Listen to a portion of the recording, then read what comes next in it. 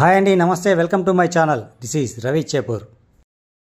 ప్రతి ఒక్క హిందువు తన జీవితకాలంలో తను చనిపోయేంత వరకు ఒక్కసారైనా సరే దర్శించుకోవాల్సిన ఆలయాలు కొన్ని ఉన్నాయి. అవే చార్ధామ్ ఆలయాలు. ఆ చార్ధామ్ ఆలయాలలో ఒకటే జై జగన్నాథ్. ఈ పూరి జగన్నాథ ఆలయం ఒరిస్సా రాష్ట్రంలోని భువనేశ్వర్కు 60 కిలోమీటర్స్ డిస్టెన్స్లో ఉంది. ఈ పూరికి మన తెలుగు రాష్ట్రాల నుంచి ఎలా రావాలి, ఎక్కడ స్టే అవ్వాలి, ఏ ప్లేస్ చూడాలి అనేది నేను ఒరిస్సా టూర్ ప్లాన్ అనే వీడియో చేస్తున్నాను. అందులో ఫుల్ డీటెయిల్స్, ఎక్కడ ఉండాలి, ఎలా వెళ్ళాలి, ఎక్కడ స్టే అవ్వాలి, వాటి బడ్జెట్ ఎంత, మొత్తం ఫుల్ డీటెయిల్గా నేను ఒరిస్సా టూర్ ప్లాన్లో చెప్తాను.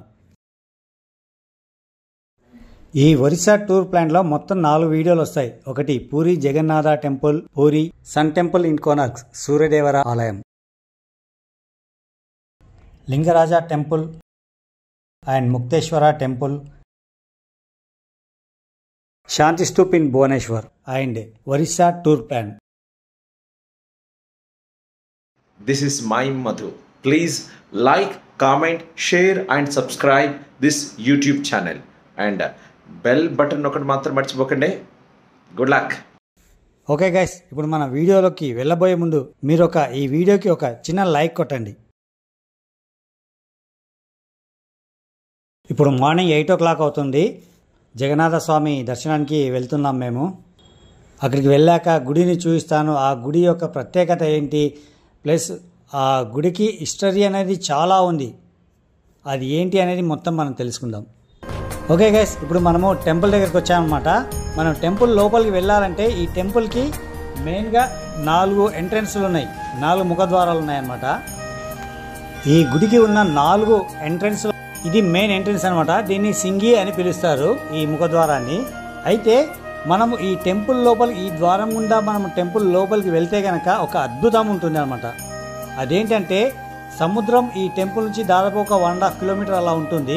ఆ సముద్రపు అలల చప్పుడు మనకు వినిపిస్తుంది.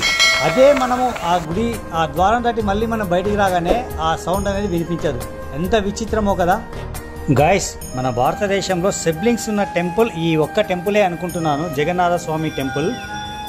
ఇంకా ఎక్కడైనా ఉంటే కనుక, మీకు తెలిస్తే కనుక ప్లీజ్ కామెంట్ బాక్స్లో మీరు తెలపండి. శ్రీ మహావిష్ణువే ఇక్కడ జగన్నాథుడిగా పూజలు అందుకుంటున్నారు. జగన్నాథుడు అంటే ఎవరో కాదని మన శ్రీకృష్ణ భగవానుడే. ఇక్కడ శ్రీకృష్ణ భగవానుడు బ్రదర్ అయిన బలభద్రుడు అండ్ సిస్టర్ సుభద్రాదేవి ముగ్గురు కలిసి ఇక్కడ పూజలు అందుకుంటున్నారు. గాయస్ అసలు జగన్నాథ్ అంటే అర్థం ఏంటో తెలుసా? మన సంస్కృతంలో కింగ్ ఆఫ్ వరల్డ్ అంటే ఈ విశ్వానికి ప్రభువు. జగత్ అంటే విశ్వము, నాథ్ అంటే ప్రభువు. ఈ విశ్వాన్ని పరిపాలించేవాడే జగన్నాథుడు. ఇంకా ఈ టెంపుల్ యొక్క ప్రత్యేకత ఏంటి అంటే, ఇక్కడ ఎంత ఎండ ఫుల్గా ఉన్నా సరే గర్భగుడి నీడ అనేది కనిపించదు. ఇక ఈ గర్భగుడి పైన ఆ సుదర్శన చక్రం కనిపిస్తుందే, ఆ సుదర్శన చక్రం దాదాపుగా 20 అడుగుల ఎత్తు ఉంటుంది. ఆ సుదర్శన చక్రం యొక్క బరువు దాదాపుగా 1 టన్ను బరువు ఉంటుందట.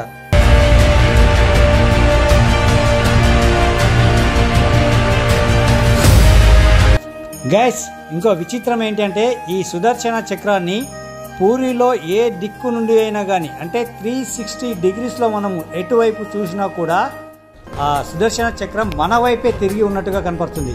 నిజంగా ఇది అంతు చిక్కని రహస్యమే కదా, ఒక అద్భుతం కూడా.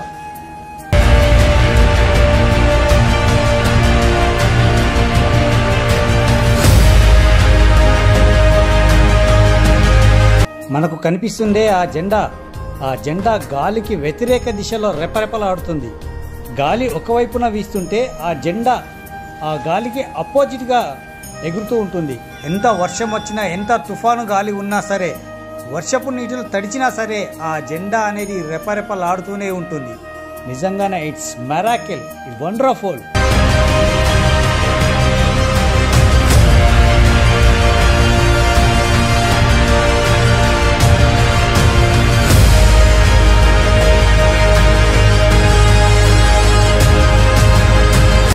ఈ జెండాలను ప్రతిరోజు కూడా మారుస్తూనే ఉంటారు. ఒకవేళ ఏ రోజైనా ఈ జెండాలను మార్చడం మిస్ అయ్యింది అంటే గనక ఈ టెంపుల్ని 18 సంవత్సరాల పాటు క్లోజ్ చేయవలసి వస్తుందట.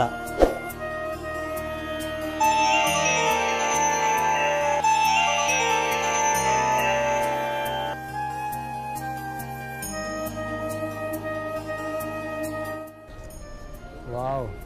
Hi guys, this is Karuna Bhushan. Please like, comment and subscribe this YouTube channel. నేను మీ Pavan Sai. Please do like, share and subscribe.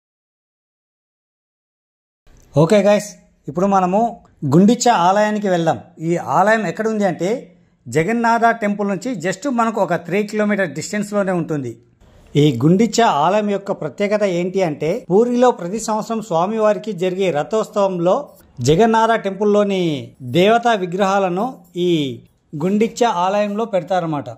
ఈ రథోత్సవ సమయంలో దేశ నలుమూల నుండి కొన్ని లక్షల మంది వస్తుంటారు ఇక్కడికి.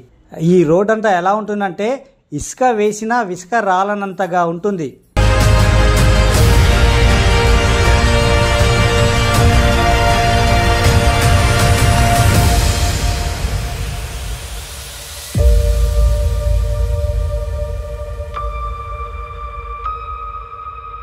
ఇదేనండి ఆ గుండిచ్చ ఆలయం. ఇక్కడ స్వామివారి విగ్రహాలను ఇక్కడ తీసుకుని వచ్చేసి పూజిస్తారనమాట. ఇక్కడ నుండి ఒక 3 కిలోమీటర్ డిస్టెన్స్లో నరేంద్ర పుష్కరిణి ఉంది. ఆ నరేంద్ర పుష్కరిణి చూడటానికి వెళ్దాం మనం.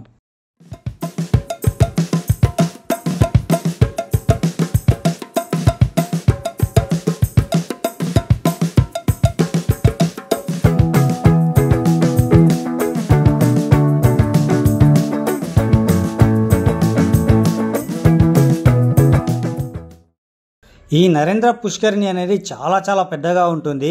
ఈ నరేంద్ర పుష్కరిణిలో ఏంటి అంటే స్వామివారికి చందనోత్సవం ఇక్కడ జరిపిస్తారనమాట.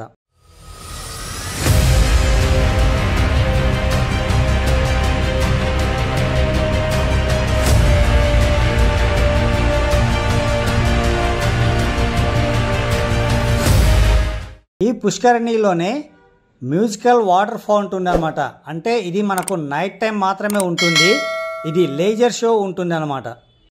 ఈ పుష్కరిణి నుండి జస్ట్ మనకు ఒక 4 కిలోమీటర్ డిస్టెన్స్లోనే బేడి హనుమాన్ టెంపుల్ ఉంది. ఆ టెంపుల్కి వెళ్దాం ఇప్పుడు.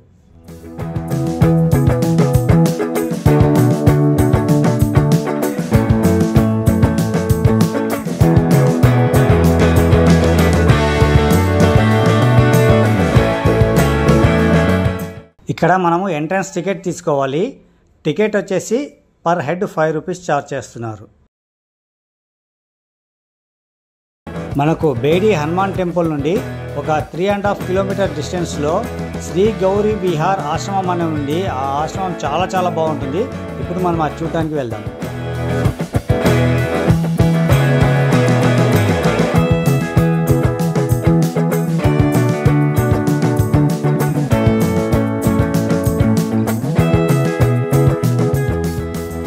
ఈ ఆశ్రమంలో ఎంట్రీ ఫీ వచ్చి 10 రూపీస్ ఉంటుంది. కానీ ఇక్కడ మాత్రం చాలా అద్భుతంగా ఉంది. లోపల చాలా ప్రశాంతమైన వాతావరణంలో కట్టారన్నమాట. ఇది ఇక్కడ చాలా పెద్ద పెద్ద విగ్రహాలు కూడా ఉన్నాయన్నమాట.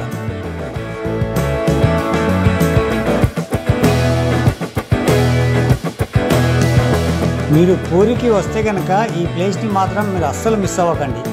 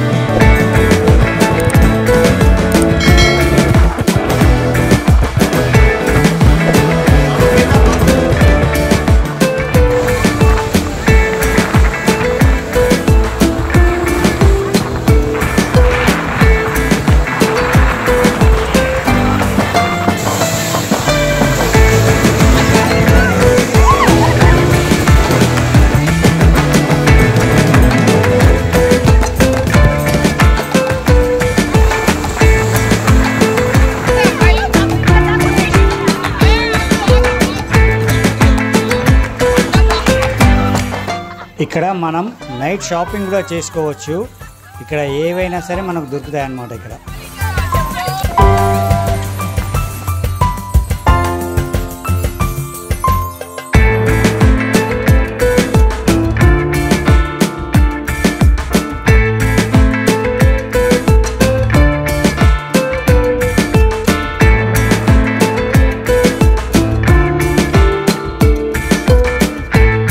అలాగే ఇక్కడ సీ ఫుడ్కి చాలా ఫేమస్. సీ ఫుడ్స్ కూడా ఇక్కడ ఉంటాయి.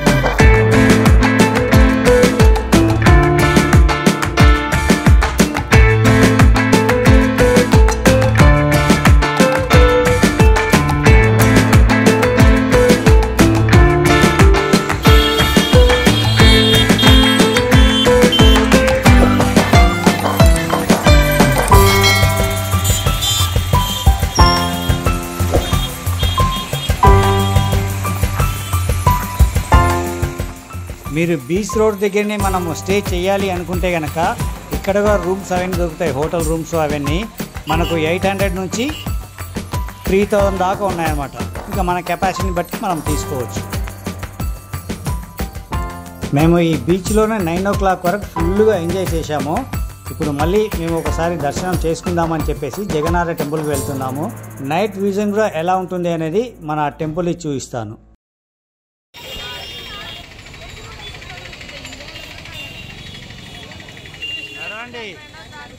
ఓకే గైస్, మనం ఇప్పుడు పూరి అంతా మనం తిరిగి చూసాం కదా. ఈ వీడియో కనుక మీకు నచ్చినట్టయితే కనుక ప్లీజ్ లైక్ చేయండి, షేర్ చేయండి, కామెంట్ చేయండి. అలాగే ఈ ఛానల్ని కొత్తగా చూస్తున్న వాళ్ళైతే కనుక ప్లీజ్ సబ్స్క్రైబ్ చేసుకోండి. సబ్స్క్రైబ్ చేసుకున్న తర్వాత బెల్ ఐకాన్ నొక్కడం మాత్రం మర్చిపోకండి. Okay guys, have a nice day. Bye bye. మళ్ళీ ఒక ఎపిసోడ్తో మళ్ళీ కలుద్దాం.